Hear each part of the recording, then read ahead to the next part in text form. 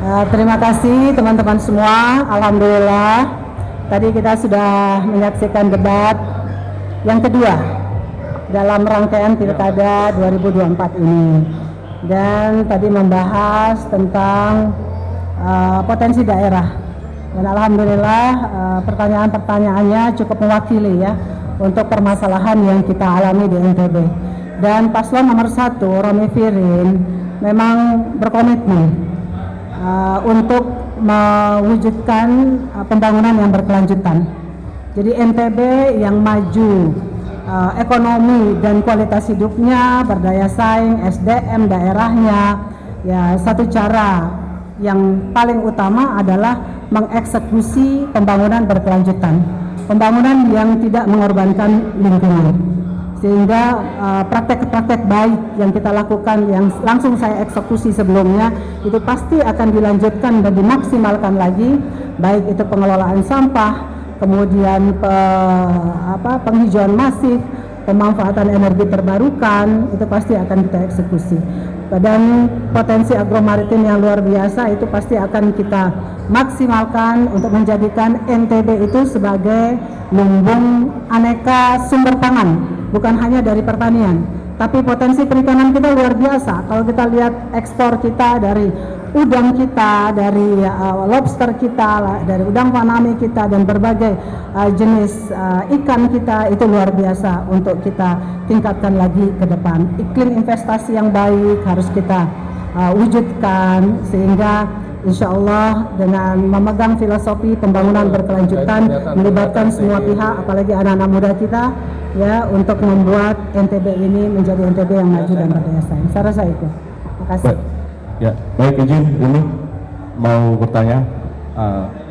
Ya, ya, nah sini aja sih. Izin, tadi menarik, tadi ini sempat menyindir paslon nomor 3 kaitan dengan kunjungan wisata ke NTB sebagai dubes yang hanya satu bus gitu kira-kira.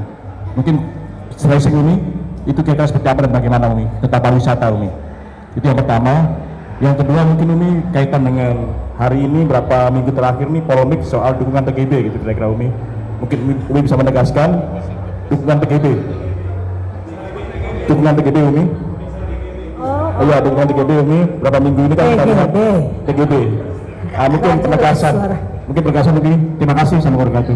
Ya, pertama masalah pertanyaan saya sama Ming Iqbal, ya penasaran aja, karena kan beliau kan programnya mendunia, sedangkan ya saya flashback dengan pada saat beliau menjadi duta besar.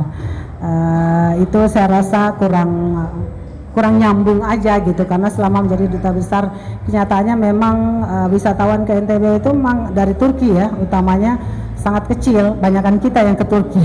Dan dalam 1 tahun di 2023 itu hanya 60 orang gitu.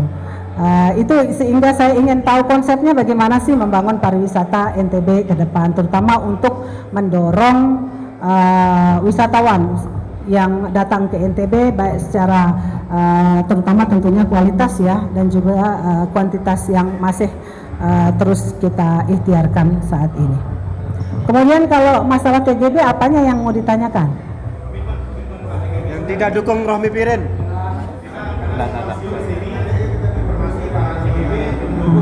Nomor 2, sedangkan itu yang beredar, sedangkan TGB sendiri di NWDI. Emang ada Pak TGB bilang dukung paslon nomor 2? Tidak, digiring ke sana seperti apa? Siapa yang giring?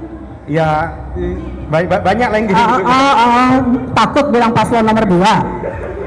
Ya udah, nggak apa-apa. Namanya pilkada, banyak orang menggiring ke sana kemari. Bagi saya semua dipikirkan secara positif. Jadi nggak ada hal-hal yang terlalu gimana-gimana. Statement Pak TGB itu saya rasa juga statementnya sudah lama ya. Dan saya tidak ada hal yang perlu terlalu dipermasalahkan gitu. Ya yang menggiring aja mungkin senang menggiring gitu saja. Ya, terima kasih. Baik. Satu lagi? Everything is okay. Satu lagi dari TVRI, silakan. Ya, baik. Ini kayaknya ya cabut Amina itu lebih kelihatan cantik. Ya, ya. Assalamualaikum, sehat selalu, semangat. Ya, semangat juga, semangat.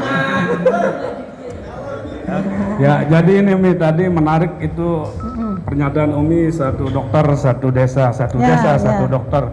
Bahkan kita tahu kondisi kita sekarang ini kan dokter sendiri sangat jauh dari kata cukup. Ya. Nah, mungkin bagaimana itu rasionalisasi, realisasi, jangan sampai dibilang seperti Pak Iqbal jual mimpi. Nah, itu Umi coba bisa dijelaskan itu Umi biar Ya. tercerahkan masyarakat.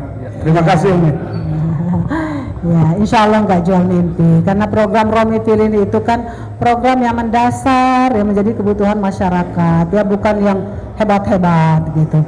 Kalau masalah kebutuhan dokter, sebenarnya dokter kita banyak, tetapi kan distribusinya dan tentunya jumlahnya ke depan harus ada kayak perbanyakan atau crash program gitu untuk banyak menghasilkan dokter, ya terutama anak-anak NTB. Dan juga kenapa tidak kita anak di luar NTB juga yang mau ngabdi di NTB, kenapa tidak kita akomodir. Intinya bagi kami dengan membuka fakultas kedokteran, kemudian juga memberikan beasiswa terhadap mahasiswa kedokteran, karena kebutuhan dokter kita juga banyak, tentunya dengan kualifikasi tertentu, permasalahan tersebut akan bisa kita atasi dengan sebaik-baiknya. Dan yang paling utama adalah duduk bersama dengan kabupaten kota. Kita komitmen bersama, karena ini yang mau di drop dokternya itu kan per desa gitu, sehingga ini harus kita komitmenkan bersama, dan insya Allah bisa, karena pengalaman Romifirin dalam mengeksekusi posyandu keluarga yang dianggap remeh saja berbasis dusun 7.000 lebih tanpa biaya yang terlalu gimana-gimana juga bisa juga gitu kan kuncinya adalah kolaborasi, saling menghormati satu sama lain. Tupoksi provinsi apa, kabupaten apa, desa apa, kita gotong royong bersama-sama, bisa juga kok. Kalau niatnya baik, insya Allah banyak yang bantu ya. Terima kasih. Baik. Ya. Prabowo. Kalau ibu, oleh siapa ibu? Aduh, didukung oleh Allah Subhanahu wa Ta'ala, meridhoi aja udah alhamdulillah. Didukung oleh banyak yang orang di sekeliling saya. Insya Allah yang penting bagi saya, kalau masalah Pak Prabowo, saya pikirkan program-programnya kan bagus-bagus ya. Yang terpenting kita di NTB bagaimana mensukseskan program beliau.